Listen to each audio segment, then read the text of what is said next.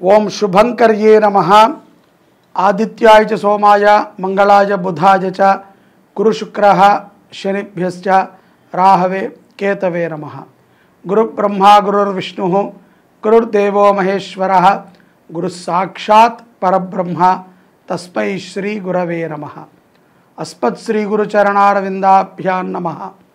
श्री श्री श्री गणपति सच्चिदानंद सद्गुरुभ्यो नमो नमः।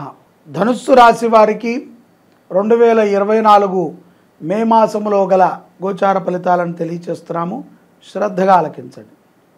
ధనుస్సు రాశి వారికి ఈ నెలలో ఆనుకూలమైనటువంటి ఫలితాలు గోచరిస్తున్నాయి। మీ ఆరోగ్య విషయములో జాగ్రత్త అవసరం। ఆర్థిక రంగములో కూడా ప్రజల మీద నాయకుల మీద ఖర్చుని విపరీతముగా పెడతారు। ధనుస్సు రాశిలో ఉన్నటువంటి వ్యాపారవేత్తలు రాజకీయ రంగములో విపరీతమైనటువంటి గత 2 మాసాల నుంచి పెట్టుబడులు పెట్టి ఉంటారు। ఈ మాసము అత్యవసర స్థితిలో కూడా మరింత ఎక్కువ వడ్డీకి అప్పు తెచ్చి మరీ పెడతారు।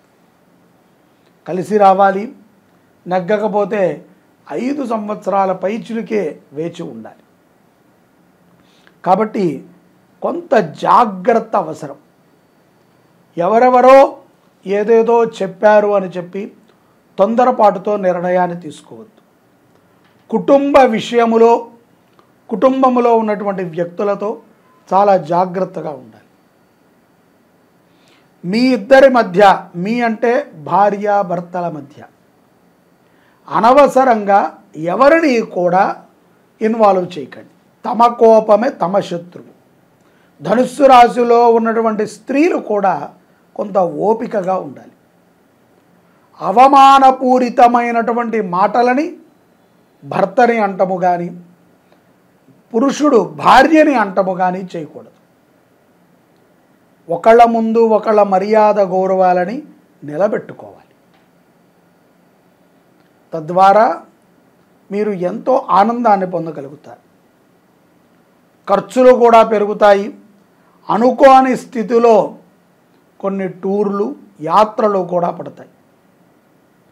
ప్రిపరేషన్తో ఉండాలి। కుటుంబముతో బయటికి వెళ్ళినప్పుడు వ్యవహారాలని, వ్యాపారాలని కొంత పక్కన పెట్టాలి।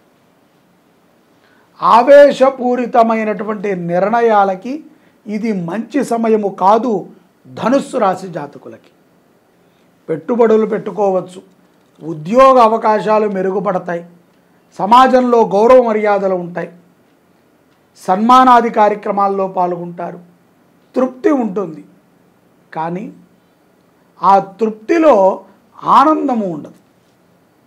అప్పటికే తృప్తి అంటే అప్పటికప్పుడు మనం చెందేది, ఆనందము అంటే ఎక్కువసేపు ఉండేది। చాలాసేపు నుంచి మనము తలుచుకుని నవ్వుతూ ఉంటాం। తృప్తి ఎవరో పిలిచి ఒక సన్మానం చేశారనో, ఎవరో పెద్దవాళ్ళు పలకరించారనో ఆ క్షణం వరకే। ఆనందము ఎప్పటికీ ఉంటుంది। అటువంటి ఆనందాన్ని పొందేటువంటి ప్రయత్నం ధనుస్సు రాశి వారు చేయాలి। తృప్తి, మనం డబ్బిస్తే ఎదుటివాడు చక్కగా మనకు భజన చేస్తాడు, మనల్ని కీర్తిస్తాడు। ఆనందము, డబ్బు ఇవ్వకుండా మనం ఎవరో తెలియకుండా మనని పొగిడేటువంటి వాడు మనకిచ్చేటువంటి బహుమతి। మనం ఎవరో తెలియకుండా ఎలా పొగుడుతారని అంటే మనము చేసేటువంటి మంచి తెలిస్తే చాలు, అక్కడ నువ్వు ఉండక్కర్లా, అది మనకి ఆనందాన్ని ఇస్తుంది। విద్యార్థులు కూడా తాము చదివేటువంటి విద్యపై శ్రద్ధని వహించి ఉండాలి। ఆ శ్రద్ధ కూడా ఏకాగ్రతతో కూడినటువంటి శ్రద్ధ। స్నేహితులని పెంచుకోవటము కానీ, స్నేహితుల యొక్క వ్యసనాలని అంటించుకోవటము కానీ చేయకూడదు। పెద్ద పెద్ద చదువులు చదివేటువంటి పిల్లలు చాలా జాగ్రత్తగా ఉండాలి। స్త్రీ పురుషులు ఇరువురు కూడా, ముఖ్యముగా విదేశాలలో ఉన్నటువంటి పిల్లలు చాలా జాగ్రత్తగా ఉండాలి।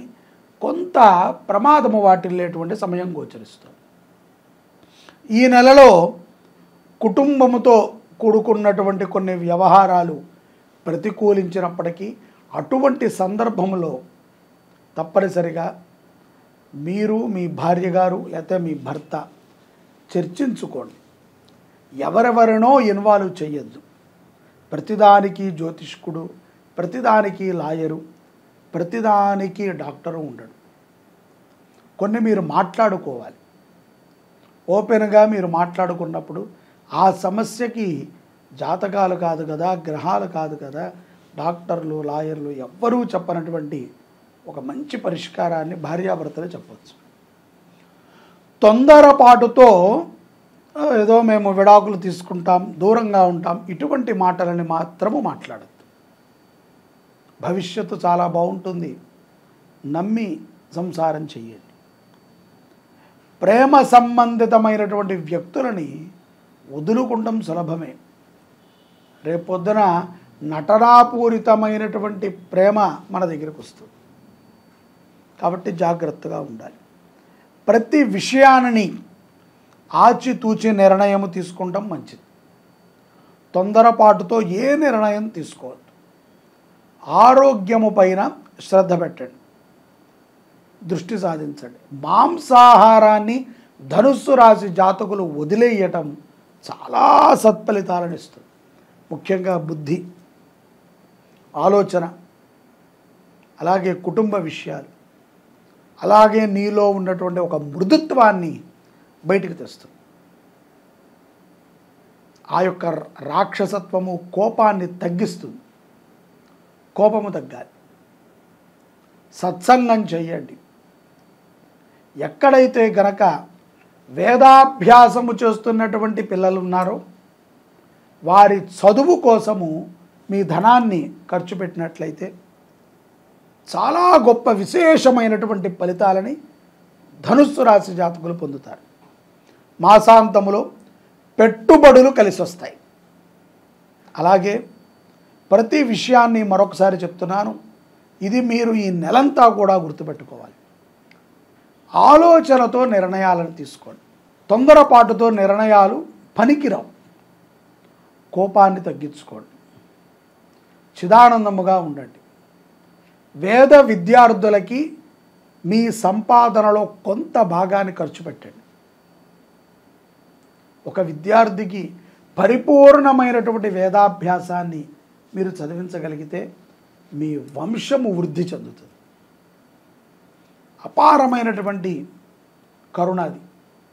వాళ్ళు చదువుకోలేక కాదు, వాళ్ళకి చెప్పే ఉపాధ్యాయులకి జీతం కాదు, కానీ మనమే కనుక్కుని మనము వెళ్ళి ఆ పాఠశాలలో ఒక్క విద్యార్థికి ఏం ఖర్చు అవుతుందండి? హాస్టల్ అంతా కూడా ఖర్చు అవుతుంది. నెలకి 2-3 వేలు పెడితే చాలు. నెలకి 2-3 వేలు పెడితే ఒక విద్యార్థికి ఎక్కువ.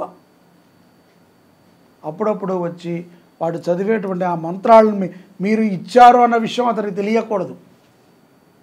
అదే ఇందాక చెప్పింది, మనము సేవ చేశామని తెలియకుండా చేయండి. గుప్త సేవ చేయండి. అపారమైనటువంటి కరుణని పొందుతారు. ఈ మాసంలో ఎన్నో లాభాలను పొందవచ్చు. విదేశీయస్తులు తస్మాత్ జాగ్రత్తగా ఉండండి. ఖరీదైనటువంటి వస్తువులని, ఖరీదైనటువంటి ఇళ్ళని తొందరపాటుతో ఈ మాసంలో కొనవద్దు. అక్కడ కొంచెం ఆగండి. కొంత ప్రమాదం ఉంటుంది గోచారము రీత్యా. గ్రహస్థితుల రీత్యా బాగుంటే పర్వాలేదు. గోచారము రీత్యా ఒక గురువుని ఎంచుకోండి. గురు శుశ్రూష చేయండి.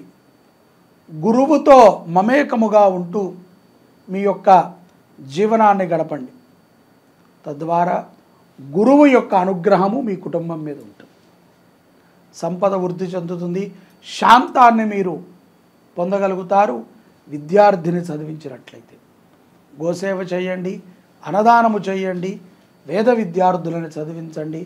తప్పనిసరిగా ఈ సార్వత్రిక ఎన్నికలలో ప్రతి ఒక్కరూ కూడా బాధ్యతగా తమ ఓటు హక్కుని వినియోగించుకోండి.